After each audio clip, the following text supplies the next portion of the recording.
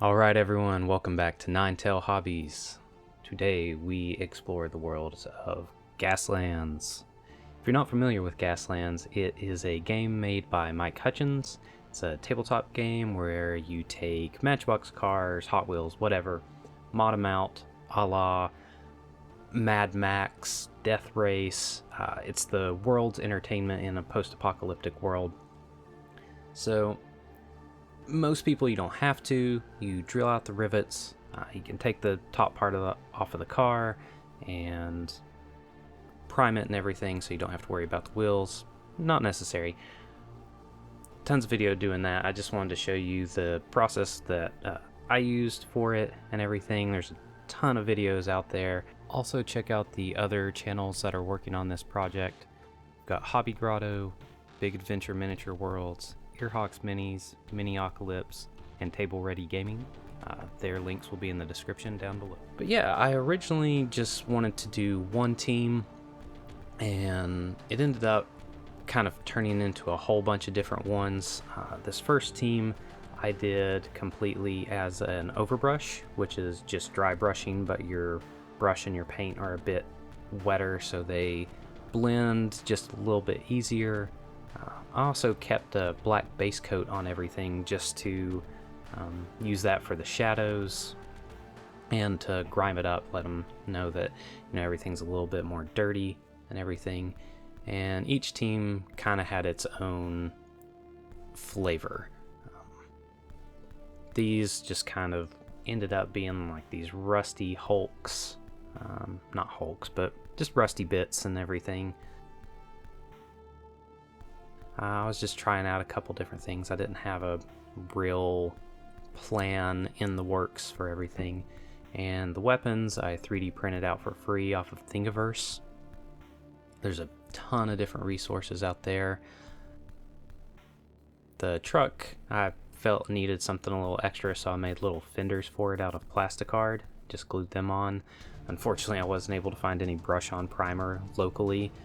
So they are now still currently white, but as soon as I'm doing that. And then I just went in and did some cleanup, just a little bit. I still distress it later. And I made the little turret movable. I think this was like one of those little pegs that keeps kids' toys in place, and I just cut it down.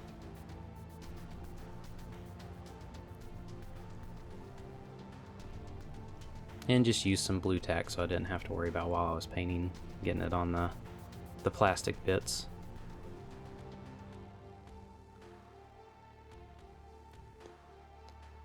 A little bit of edge highlighting with some bright orange to kind of give it rustier feel. And then decided it wasn't rusty enough, so I actually came in with some rust effect and dry brushed that on.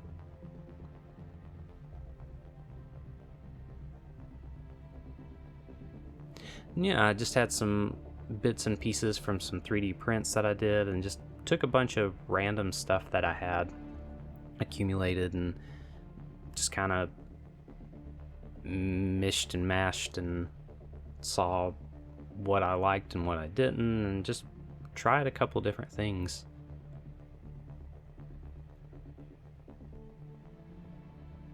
That's part of the fun of this system is you don't have to build it any particular way, and so I just kind of went and saw what fit where, and wasn't really concerned about making a particular build or anything.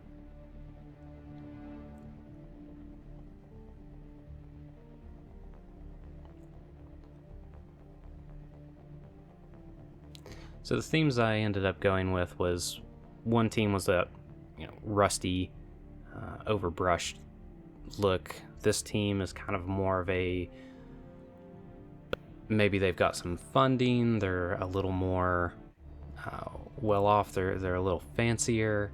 And then one team is just like patchwork together, very American Midwest muscle car kind of fender off of this one that's a different color. And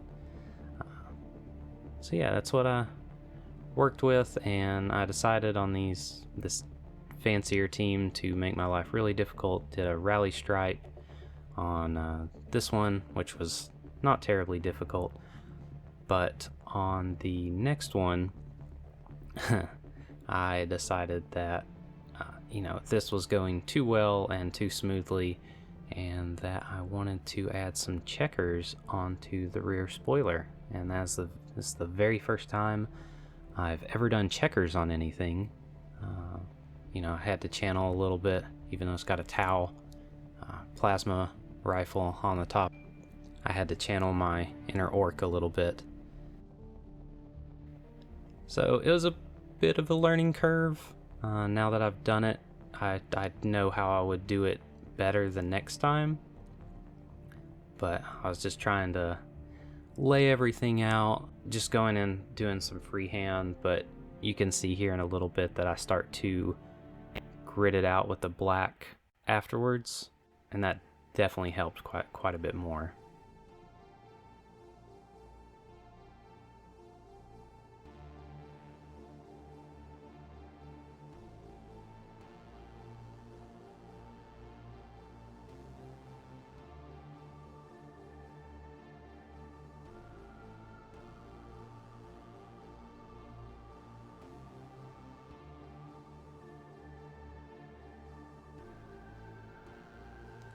And, I wasn't sure about the yellow, so I decided to kind of push it more towards orange. I think I was kind of thinking, oh, I'll do this in my channel colors a little bit. So, this is Team Ninetales. Although I guess I should have thrown in a bit more white.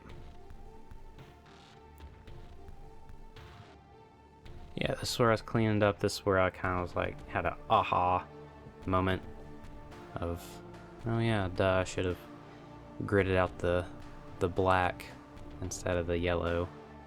But, live and learn.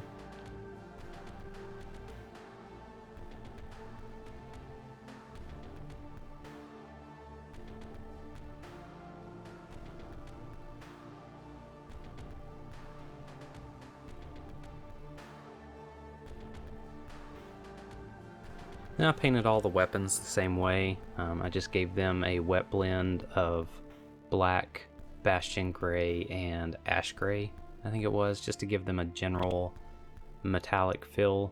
Overall, I wasn't super worried about making them look super spiffy or anything. So it was just some general wet blending and feathering, nothing crazy.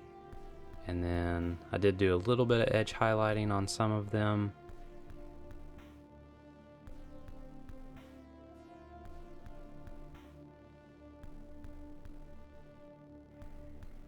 And then, cleaned up some and just added a few details just to make them more visually interesting. Rust, of course, had to go through. And then this is where I started to weather everything.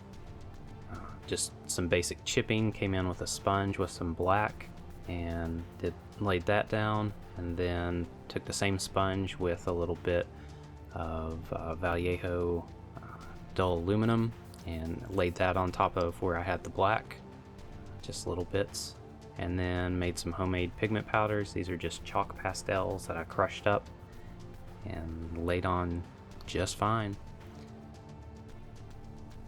I painted all this stuff live up on Twitch, so I'm Ninetail Hobbies over there.